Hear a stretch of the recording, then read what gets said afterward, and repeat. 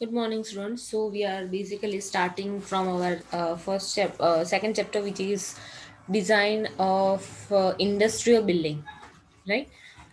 So starting with some introduction. So basically, industrial buildings are a low-rise structures, housing workshops or industries, and characterized by their low height and the absence of interior walls and partitions, right? So usually, roof system of industrial building consists of trusses with lightweight roof covering, right? So nowadays, new materials for both cladding and roofings are available. So these are lighter as compared to conventional AC and GI sheets. So any building structure used by the industry to store raw materials or manufacturing products of the industry is basically known as an industrial building, right? So, generally used for the steel plants, automobile industries, utility and process industries, thermal power stations, warehouses, assembly plants, storages, garages, etc., etc. Right? So, industrial buildings have generally a single story or single story with a single floor, right? So they provide more working space. Interior columns are either all together are avoided or else are very widely spaced in a big industrial building. As we going further, what are the factors which is considered while selecting the site for an industrial building, right? So first one is a site uh, should be located on an aerial area, right, aerial road, so that transportation will be easily available for the transportation of materials, right. Second one is local availability of raw material. So if the site is near the area where the raw materials are easily available, so that the transportation cost of bring the materials are less as possible, right. Next is the facilities like water supply, electricity, right, which is available at that area, so that we cannot find out any other kind of solutions, right. Facilities are needed for this industrial building, right. Next is the topography of the area. Next is soil conditions with respect to the foundation design. The soil conditions of that site, which is must the soil condition of the site is basically main factors that are considered while the first selecting site of the of for a industrial building. Because if soil conditions are not suitable for our steel structure design, then there is no use to build up that type of structures on that soil, right. So first of all we check about the soil conditions, right. So it's basically affect the foundation design. If the foundation designs are not proper, so there are not construction of any kind of structure, right. Next is a water disposal facilities. Next is a transportation facilities.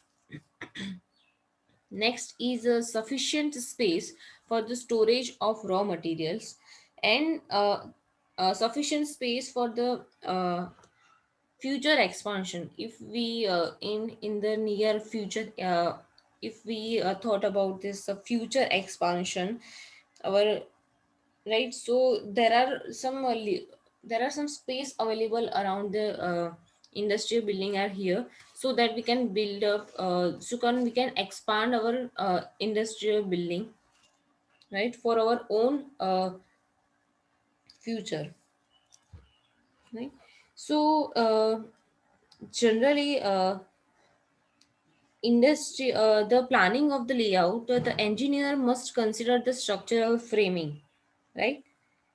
So after making the schematic layout of an industrial building, the structural framing scheme is developed, right.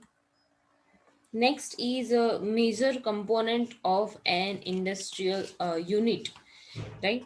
So this figure has so many components, right?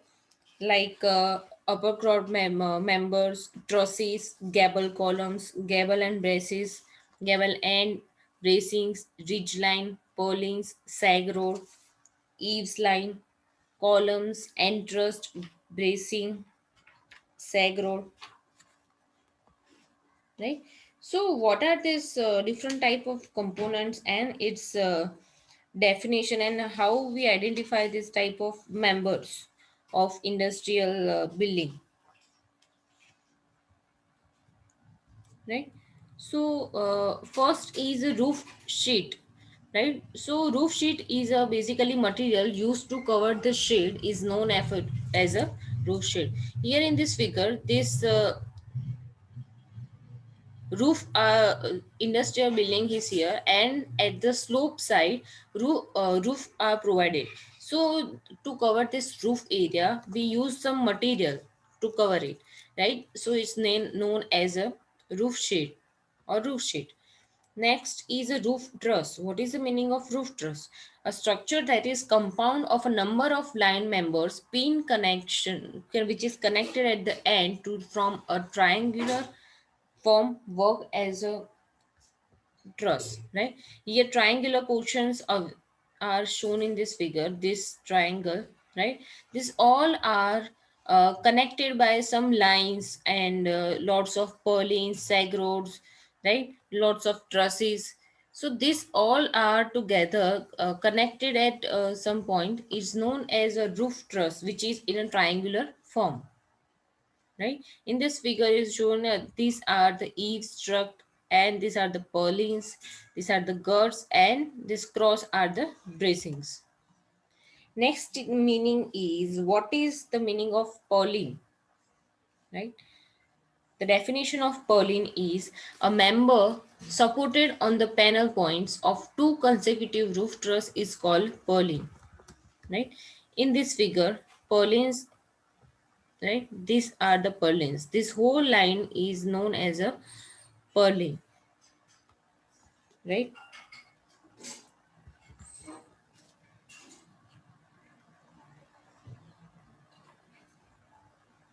So purlin is a member which is supported on panel points of two consecutive roof trusses is called purlin. Here I show this figure, right? So here I mention a panel point. So what is the meaning of panel point? So here this triangular roof truss in that point here, when two or more members connected at one point, it is known as a panel point, right? So here panel point is this first panel point, second panel point, third panel point, fourth panel point, and fifth panel point, right? So basically purlins are the members who connected panel points of both. Here two roof trusses are provided, one at the starting of this industrial building and one provided at the end of the industrial building, right? So purlin is the member which is connected to panel points, right? So it is known as a purlin. So purlins are carrying loads from the roofing material, and purlin is supported on the principal rafter, right? And there is a question about what is the meaning of principal rafter, right? So principal rafter, I think here one, right. Here all the figures are provided, right? So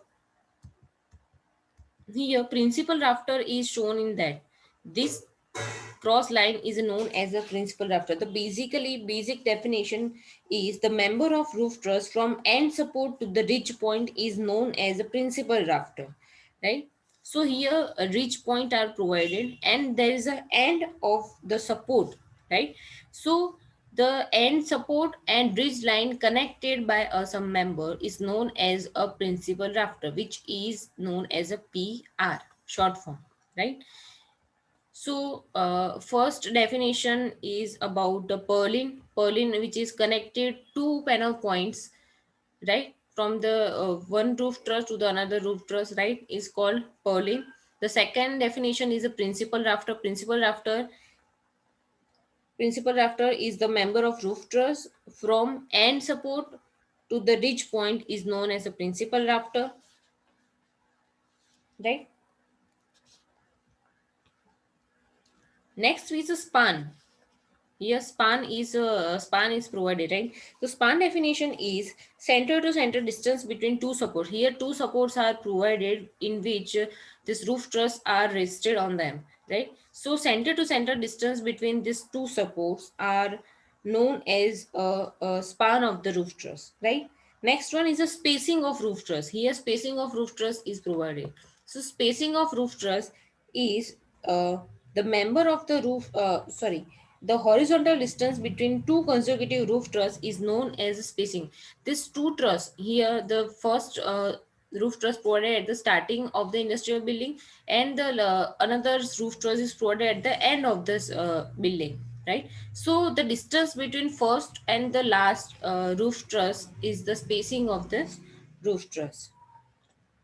Next is a main tie. Here main tie is provided, right? The main tie definition is the bottom core member of the roof truss is known as a main tie. The bottom core member of the roof truss, this triangular form is a roof truss, and the bottom member is known as a main tie. Now is a seg tie. What is the meaning of seg tie? Seg tie is a vertical member joining ridge point and the midpoint of the main tie, right, is known as a seg tie. I repeat one another time. Seg tie is a vertical member which is connected ridge point and midpoint of the main tie is known as a seg tie. Right. Next is next is a ridge line. Right. What is the ridge lining? So here ridge point are provided. Here of one roof truss has a ridge point which is at the top of the roof truss, this, right? And the second ridge point is at the last roof truss, right? So here the second roof truss ridge point is here, right? The line joining this both ridge point is known as a ridge line, right? Next is eave line, right? These are the eaves. So a line joining the eaves point of one truss to the eaves point of the another truss is called eaves lines. Next is a rise, right? This rise, the definition of rise is the vertical distance from the main tie to the ridge point, right? It's known as a rise. Pitch. Now pitch is the ratio of rise and span. So basically pitch is equal to rise divided by span. Normally the value of pitch is kept as a 1/3 to 1/5,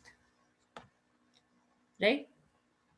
So I think all that covers purlin, spacing of roof truss, line, sag line, main tie, ridge point, principal after plane ridge, purlin, spacing of purlins are panel widths, right? Okay, so we are going forward, right? The points to be considered while planning and designing the industrial building, right? The first one is a selection of roofing and wall materials. So we here we discuss about roofing material. Roofing material is used to cover the roof truss, as I already mentioned in this figure, right? In India, corrugated galvanized iron, which is known as GI sheets, are usually adopted as a covering for roofs and the sides of the industrial building. So, light gauge cold formed rib steel or aluminum decking can also be used. Sometimes asbestos cement sheets, which is AC sheets, are also provided as a roof covering, owing top their superior uh, insulating properties, right? So basically in India we used GI sheets, which is GI sheets are generally made of galvanized black sheets rolled from good quality low carbon mild steel, right? And the second one is AC seed, which is asbestos cement seeds. This AC seeds have also two varieties. First one is asbestos cement corrugated shades, which is known as ACC shades, and the second one is asbestos cement Trafford sheet, which is known as ACT sheets, right? So these AC sheets do not decay because of atmospheric action. So these are not perishable, right? So there are different size of lens are available in these AC sheets, and the different and different thickness are also available in the market. Right, talking about the GI sheet, galvanized iron sheets are made of this black sheet rolled from good quality low carbon mild steel. For corrugated GI sheet, the purlin space may vary from 1.5 to 1.75 meter, right? And overlap of 150 mm is required. Next is asbestos cement sheets, right? These sheets are available in 1.75 meter, 2 meter, and 3 meter in length. These are manufactured in 6 mm and 7 mm thickness. So this asbestos cement sheet, the purlin space may be vary from 1.4 meter to 6 meter sheet and 1.6 meter to 7 mm sheet.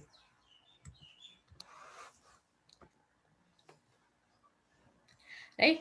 So in the selection of wall system, the designer should be considered the following areas, which is cost, interior surface requirements, aesthetic appearances, acoustic and dust control, its maintenance, as and speed of erection, insulating properties, fire resistance, right? So second one is a selection of bay width. So a bay is defined as the space between two adjacent bands. A roof truss along with the columns constitute a band, right? An industrial building may have a single span or multiple spans. In the most of the cases, the bay width may be dictated by owner requirements. Gravity control generally controls the bay size. So from the crane buildings, which is the light or medium cranes, bays are approximately 4 to 8 meter, maybe economical because of the cost of the crane gantry girders, right? As you shown this figure, both are this industrial building, and the bay width, this bay width are provided. So here we end our lecture here. If you have any confusion about the some components of the roof truss or any definition regarding this industrial building, you can ask me anytime. Right? Thank you so much.